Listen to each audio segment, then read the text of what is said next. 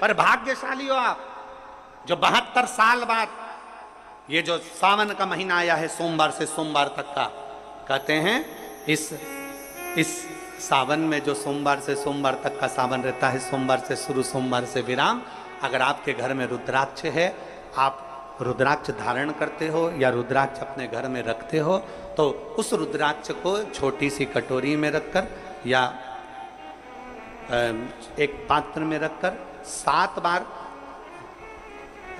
किसी भी अमावस पर, सावन में जो अमावस्या पड़ती है, ये सोमवार से सोमवार वाली सावन, इसके बाद वाले सावन का वर्णन नहीं कर रहा, हम इस सावन की बात कर रहे हैं। या तो अमावस, पूर्णिमा, त्रयोदशी, चतुर्दशी या प्रदोष, शिवरात्रि, अष्टमी, ये ऐसी तिथियां हैं जो सोमवार से सोमवार तक का जो सावन होता है, सावन में कटोरी में रखकर, प्लेट में रखकर, थाली में रखकर 7 बार अपने घर में अगर रुद्राक्ष तो उसको बलवान बनाने के लिए इसी सावन के महीने में 7 बार तो जल, 5 बार दूध गौ माता का और 2 बार गाय का घी उस रुद्राक्ष पर लेपित करना चाहिए।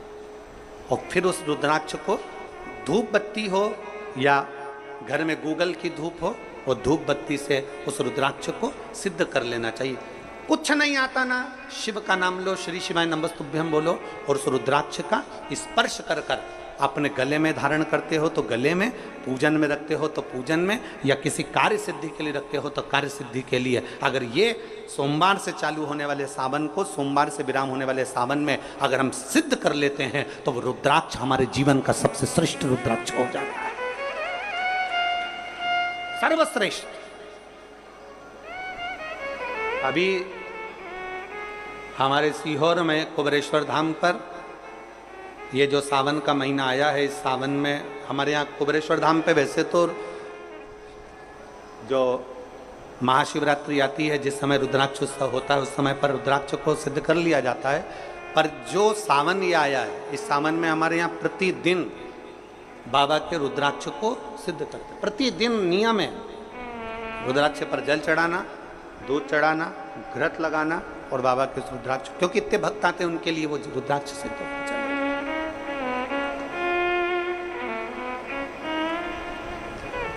इसी सावन में 4 मुखी 3 रुद्राक्ष, कितने? 4 मुखी कितने? 3। 5 मुखी रुद्राक्ष 3 और 6 मुखी रुद्राक्ष 3। इनके बीच में 1.25 गांठ लगाई जाती है। 4 रुद्राक्ष कितने? जल्दी बोलो। 4 मुखी रुद्राक्ष कितने? 3। 5 मुखी रुद्राक्ष कितने? 3। 6 मुखी रुद्राक्ष कितने? 3। इनके बीच में 1.25 गांठ लगाई जाती है। मतलब एक गांठ पूरी लगाई जाती है, फिर आधी गांठ लगाकर फिर रुद्राक्ष को डाला जाता है लाल धागे में, फिर 1.25 गांठ ऐसी चलती है। 9 रुद्राक्ष होते हैं कुल टोटल।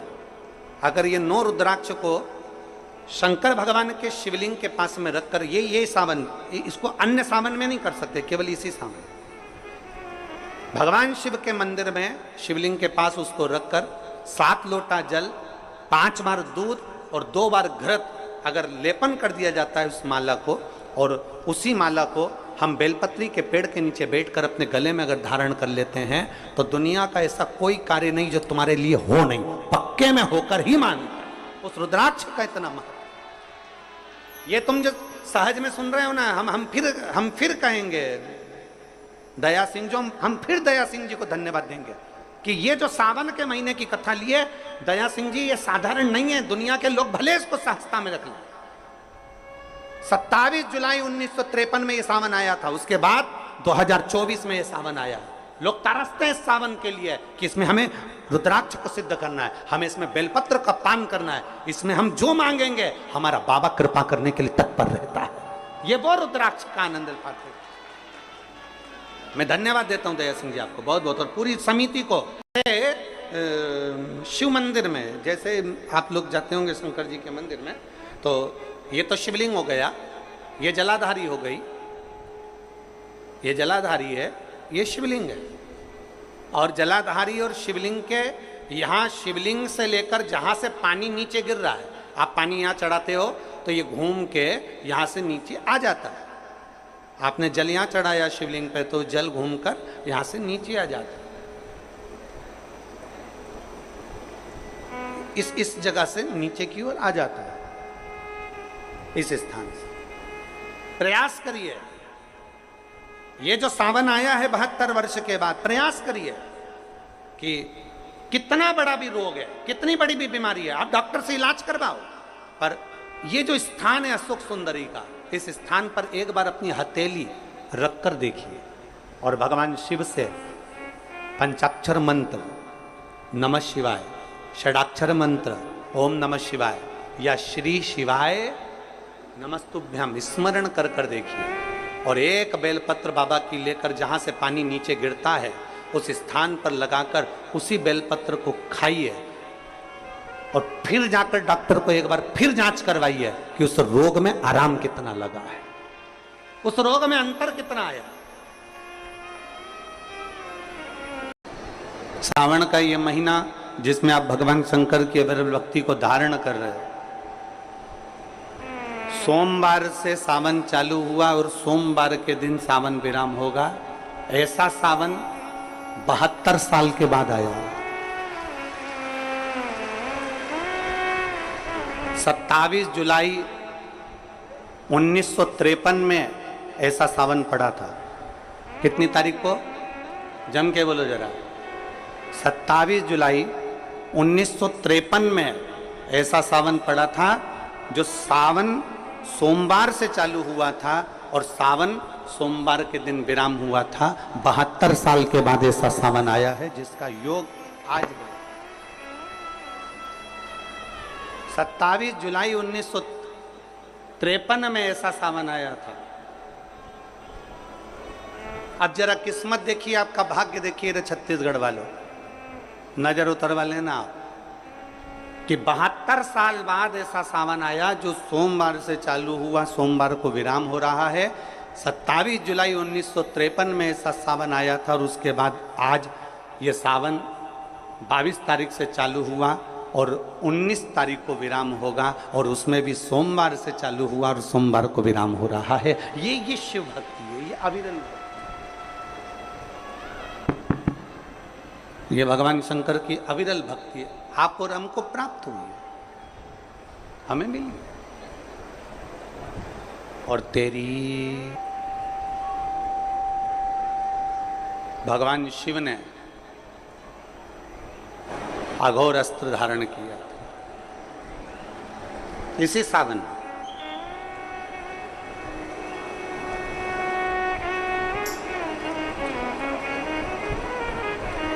एक त्रिपुरासुर असुर हो गया,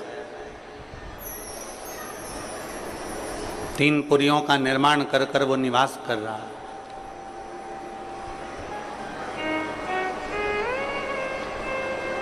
बड़ा विचित्र है वो।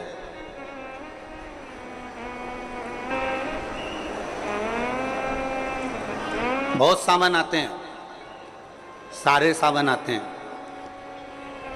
हर वर्ष सावन का महीना आता है, हर वर्ष श्रावण का सोमवार भी आता है, हर वर्ष प्रदोष भी आती है, हर वर्ष शिवरात्रि भी आती है सावन की, हर वर्ष अष्टमी भी आती है, छठ भी आती है, सब तिथियां आती हैं।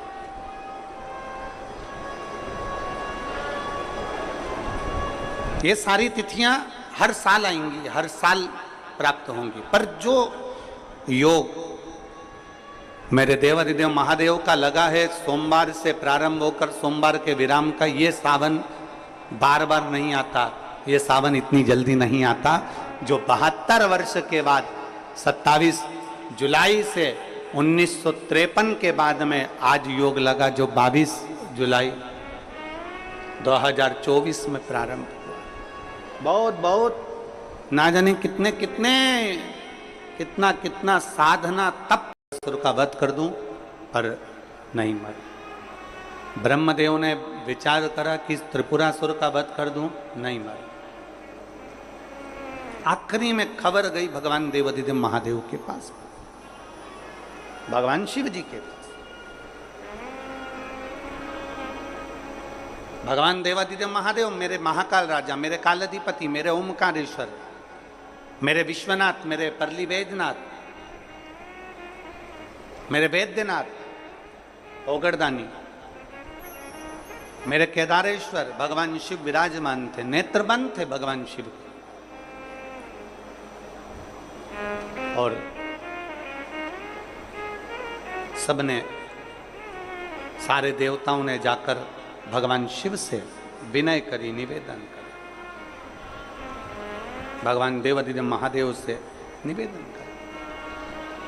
और जब भगवान शंकर से निवेदन किया, भगवान शिव से विनती करी, भगवान शंकर से बारंबार जब प्रार्थना करी है, भगवान शिव से बार बार विनय किया गया, तब भगवान शंकर ने नेत्र खोले और भगवान शिव नेत्र खोलकर पूछे, ऐसा क्या हो गया जो आपको आना? ये 33 कोटि देवता, ये सारे देव आज मेरे पास में, कारण क्या बन गए? कौन सा कारण? यदि आपसे कोई पूछे कि भगवान शंकर के गले में बासुकी नाग आया, भगवान शंकर के हाथ में त्रिशूल आया, भगवान शंकर के मस्तक पर गंगा आई, भगवान शंकर के मस्तक पर त्रिपुंड आया, भगवान शंकर के नेत्र 2 थे 3 हुए, त्रिनेत्रीधारी कहलाए, त्रिपुंडधारी कहलाए, भगवान शंकर के पास बेलपत्र आई, कोई तुमसे कहे कि शिवजी के गले में रुद्राक्ष आया, भगवान देवादिदेव महादेव के पास रुद्राक्ष आया, कोई तुमसे पूछ ले कि यह रुद्राक्ष का प्रागट्य कब का है, रुद्राक्ष का जन्म कब हुआ,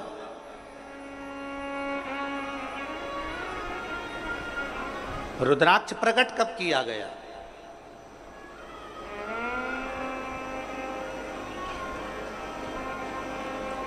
अब जरा बहुत हमसे भी कई लोग पूछते हैं, जितने लोग संसार का क्या हो जाता है कि रुद्राक्ष का जल अमृत के तुल्य हो जाता है और कैंसर जैसा रोग भी समाप्त हो जाता है। रुद्राक्ष के जल में ऐसा क्या है?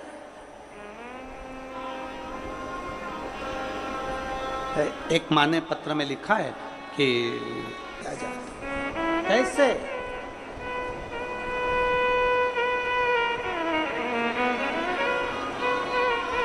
शिव कथा कर रही है, भगवान शंकर का संवाद कर रही है, भगवान देवादिदेव महादेव का चरित्र का है, शिव महापुराण की कथा कर रही है। त्रिपुरासुर असुर है, 3 पुरियों का निर्माण कर कर उसमें निवास करता है, 3 पुरियों का निर्माण कर कर उसमें निवास करता है, पर उसके प्राण जा नहीं सकते। भगवान नारायण ने प्रयास किया, वो नहीं मरा, प्राण नहीं छूटे।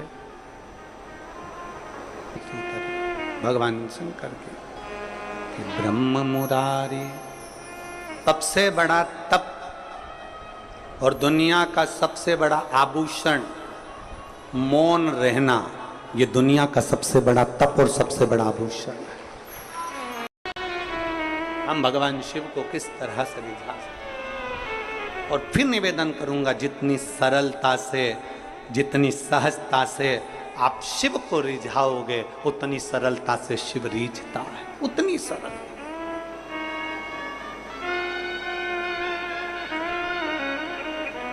आप जितने भाव से भगवान शंकर को रिझाने का प्रयास करोगे, वो उतने भाव से रिझेगा, उतने भाव। जरा विचार करिए, श्री की पूजन आप ऑनलाइन करेंगे, आप और हम सब आस्था चैनल के माध्यम से, फेसबुक यूट्यूब के माध्यम से, ठीक शाम को 7 बजे 2 अगस्त को बैठेंगे और ऑनलाइन सब अपने अपने घर से पूजन करेंगे,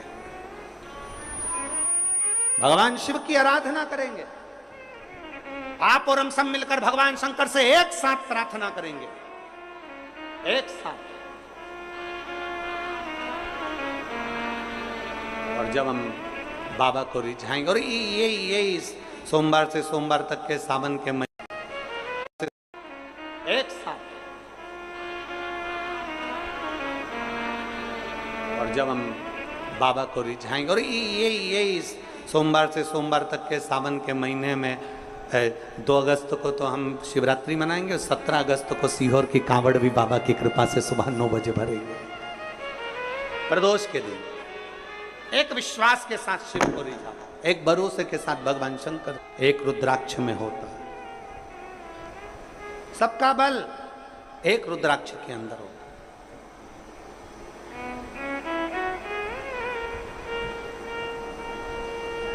कई जगह पर रुद्राक्ष पर रिसर्च किया जा रहा है। वो 2 कंपनी का नाम तो हमको स्मरण में था, मुंबई की, और 1-2 कंपनी काशी की हमारे स्मरण में, पर नाम याद नहीं आ रहा। कई जगह पर रुद्राक्ष पर रिसर्च चल रहा है कि आखिर रुद्राक्ष में ऐसा क्या होता है कि तांबे के कलश में गलाया और उसका पानी शिव जी को चढ़ाकर आचमन किया तो फल मिल जाता है, रोग मुक्ति हो जाती है, श्रेष्ठता हो जाती है।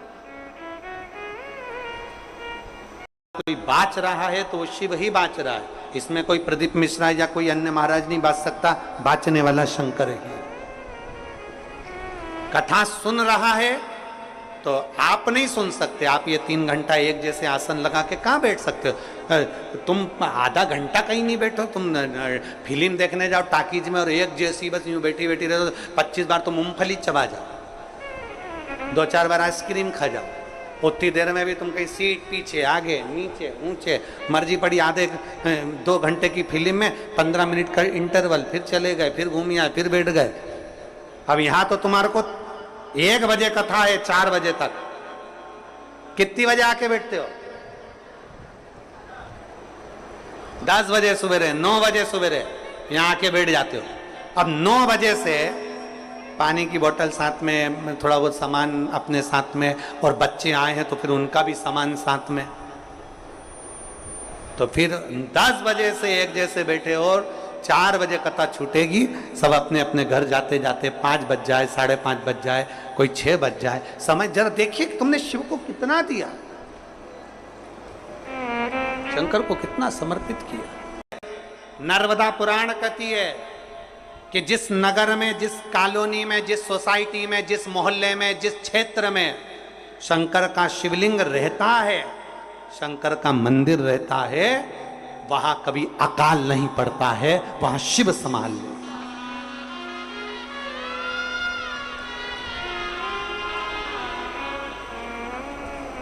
वहां शिव संभाल, वहां वो गर्दानी संभाल।